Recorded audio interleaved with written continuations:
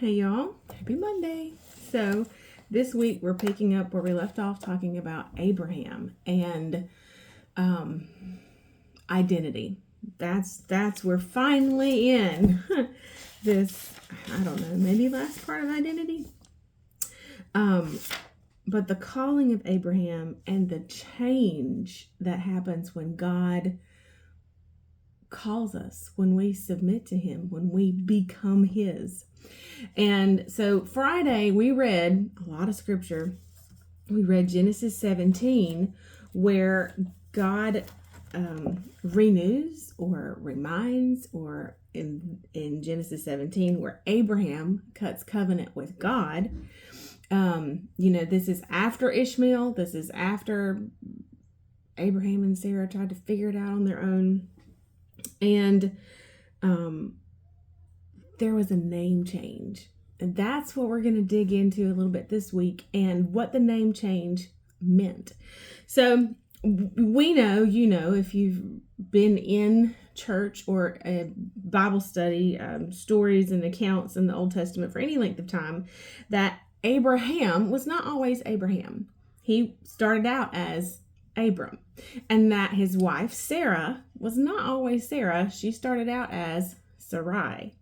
And so when God calls Abraham, they move to a different place, all these things transpire. But in Genesis 17, when God tells Abraham to cut covenant, right? That's where circumcision came into place, came into being, and established as a sign of covenant between God and Israel. It was at this time that God changed Abraham's name. All right. So we've talked a little bit about a covenant and what that is. So this identity change, we first start in Genesis 12, and finally in Genesis 17, that's where God and Abraham, or Abraham cuts covenant with God. If we look back in Genesis 15, it's really interesting. In Genesis 15, God again presents himself to Abram and says in 15:1, "Fear not, Abram, I am your shield, your abundant compensation, and your reward shall be exceedingly great." The note in my Bible says this reference is to the Lord as Abram's king. So further down in Genesis 15, the Lord instructs Abram. God promises a son, and in verse 8, Abram says to the Lord, "By what shall I know that I shall inherit it?" Abram's asking, what's my guarantee? What's my promise of this? Now you think about where we are in the timeline of the world and what has happened up until this point. There has been the flood, right? So Noah was pre-Abram, and that's really what we've got. If we're looking at, the miraculous, not to discount the flood, that was, yes, absolutely miraculous, but we don't have the God of Israel yet. This is where God, in fact, becomes the God of Abraham, which is a precursor to Israel, right?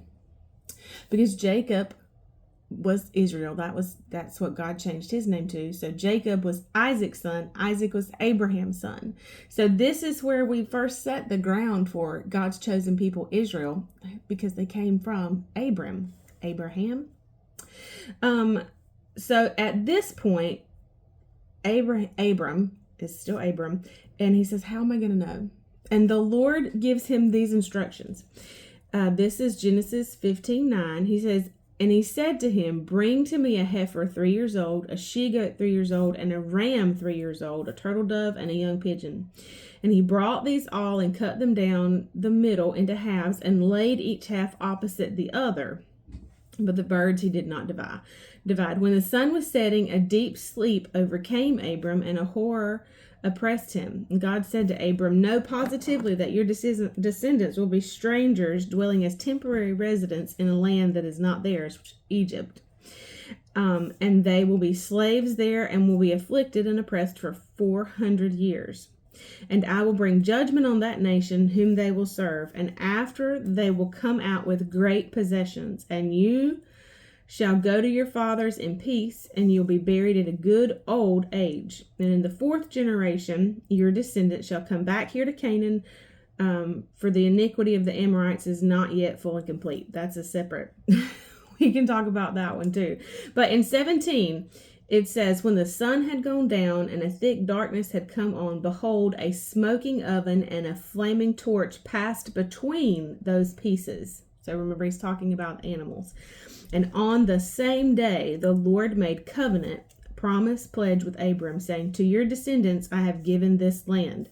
So that torch walking between the animals that were split and facing each other, that was God making and establishing covenant with Abram at that time. When you study the history of a covenant ceremony and what it meant, God used this because in the culture and the time, Abram understood what covenant meant, and that this was God making covenant and assuring his promise to Abram. Now, we're going to move on from this tomorrow. I will see you then. Bye, y'all.